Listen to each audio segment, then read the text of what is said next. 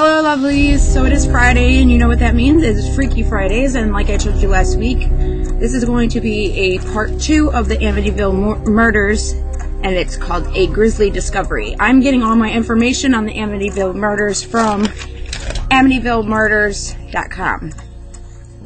And they get all their stuff from the book. You can go to Amityville.com and you can order the book if you want to. Okay, hand up. Really? Every time. Okay, let's get started.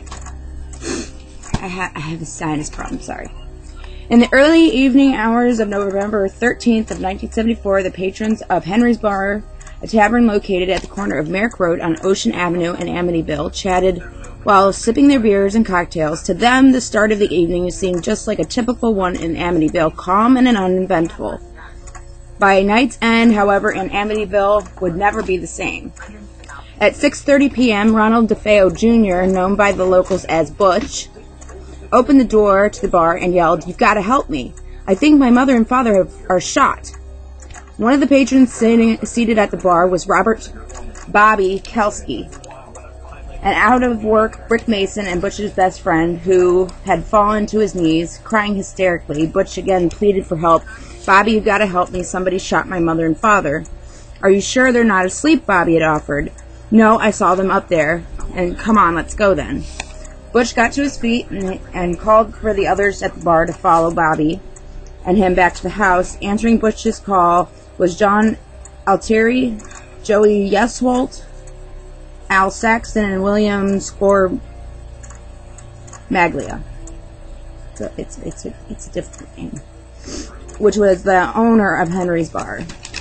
6 men couldn't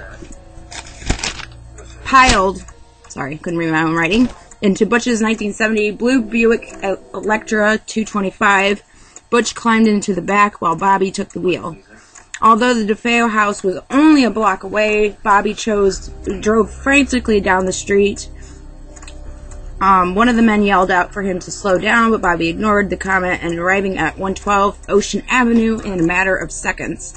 The DeFeo residence was a large, rambling, 3-story Dutch colonial home built in 1925, and because the property was long and narrow, the dark shingled house sat sideways with the front door facing the elongated driveway. Stop.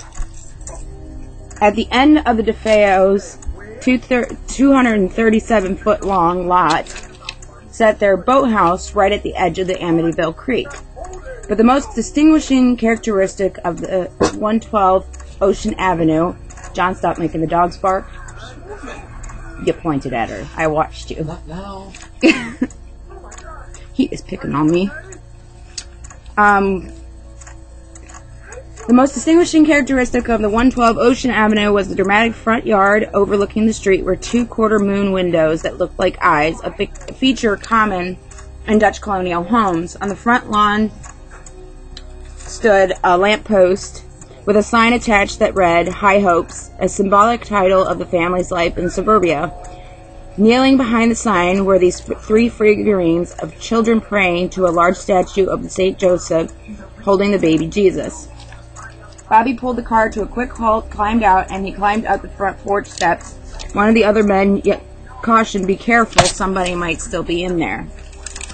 "I don't care," Bobby yelled as he opened the door to the DeFeo home.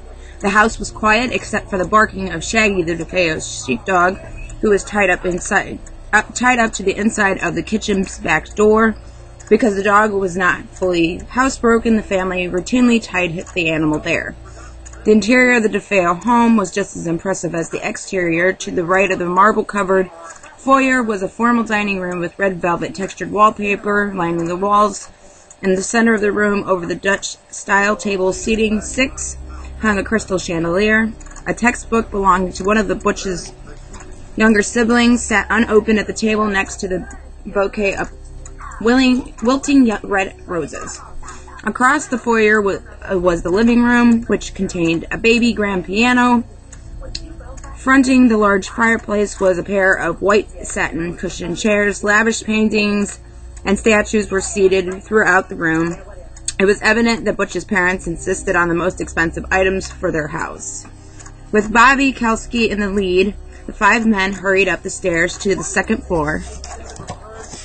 Bobby was a regular visitor to the DeFeo house, so he knew exactly where the master bedroom was.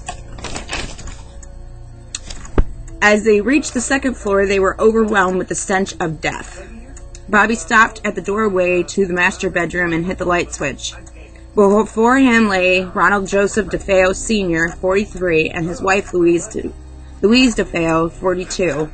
A hole in the center of DeFeo Sr.'s bare back was the first indication that the couple was not sleeping.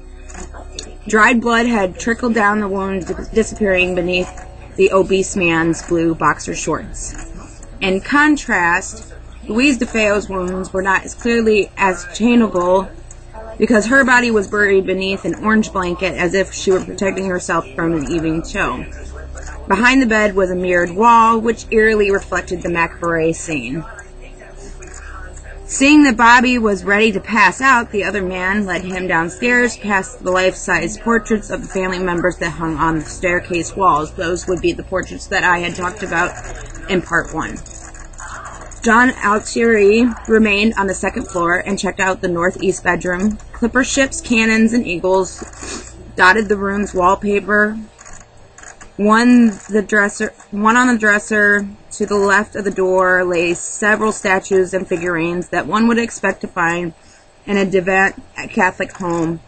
Strewn across the floor were athletic shoes and toys, signaling that the bedroom belonged to a boy, 2 boys to be exact. On the opposite sides of the room lay the bodies of 2 young boys, face down like their parents. In the bed on the left lay the body of John DeFeo, who was 9 years old. Altieri could not pinpoint the bullet hole in John's back because the Knicks sweatshirt he was wearing was covered in blood. In the other bed lay John's brother, Mark DeFeo, who was 12 years old. Next to Mark's bed was a pair of crutches and a plain gray wheelchair. The boy had recently suffered a football injury and needed their assistance to get around. At the foot of his bed lay a crumpled up green and yellow bedspread and an orange blanket. This time Altieri could not make out the wound. A single bullet hole in the center of the boy's back. Seeing more than he wanted, Altieri left the room and rejoined the others on the ground floor. There, Joe Yestwolt called 911, giving details to the emergency operator. And again, I say all of this info I had gotten from www.amityvillemurders.com. I will do a part 3 on this, which will get into the hauntings of the supposed house. I don't know if I'm going to get into, because there's multiple parts to the Amityville murders, but because I am taking this from a site, I don't want to take too much. I'm just kind of giving you guys a preview. Like I said, if you want to learn more, you can always go to amityvillemurders.com, and then you can always order the book too, because they're only giving you a preview as well. So I will get into the hauntings of the Amityville murders next. I will get into the hauntings of the house that supposedly had happened. And then I think I'm going to stop with the Amityville thing, because this was gruesome enough, and then I think it could get into the hauntings, and then I'm done. I do have other ones that I'm going to be doing. There's actually quite a few that are coming up that are pretty good ones. But as of this one is part 2 of the Amityville, and this was when they discovered the murders. And if you don't know the story of Amityville murders, Ronald DeFeo Jr. basically did not remember what he did, but he was the one that murdered his family. And he did not remember doing it. And he basically kind of pretty much said the house made him do it. Pretty much. And if you watch the Amityville horror movies, because there's 10 million movies based on the Amityville horrors, they basically give you the storyline. The new Amityville horror, they get into the DeFeos, but it's a new family that lives in the house.